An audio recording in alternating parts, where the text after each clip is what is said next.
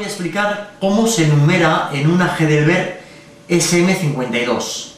Lo primero que tenemos que hacer es pasarnos por una tienda, una papelería, y comprar una regla de 30 centímetros de largo, transparente, como la que están ustedes viendo.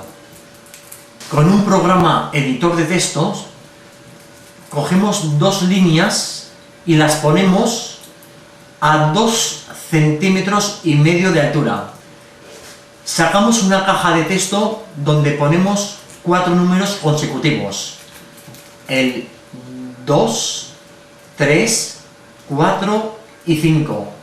Duplicamos esta caja, la giramos 90 grados, seleccionamos los números y ponemos 4, 5, 6 y 7.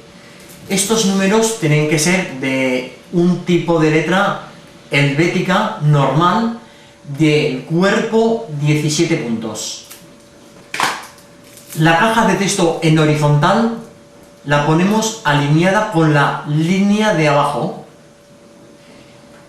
y la caja de texto vertical, el número 7 lo alineamos con la línea de arriba.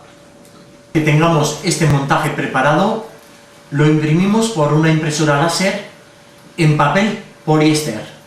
Cogemos una funda para plastificar, por una parte transparente y por la parte de atrás papel adhesivo. Hacemos pasar el papel por la plastificadora. Una vez que tenemos impreso el diseño y lo tenemos plastificado, vamos a proceder a pegarlo en la regla. Cogemos unas tijeras y cortamos un trozo de la maqueta, un corte por aquí, otro corte por allá,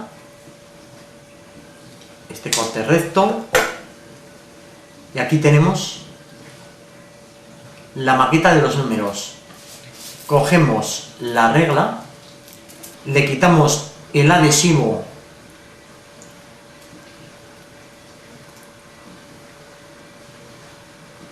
al papel y colocaremos en la línea de arriba del número 7, la colocaremos en el número 1, que sería 1 centímetro de la regla.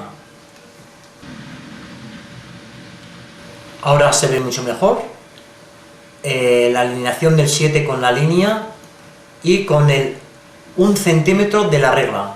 Es el truco sencillo para numerar en una SM52.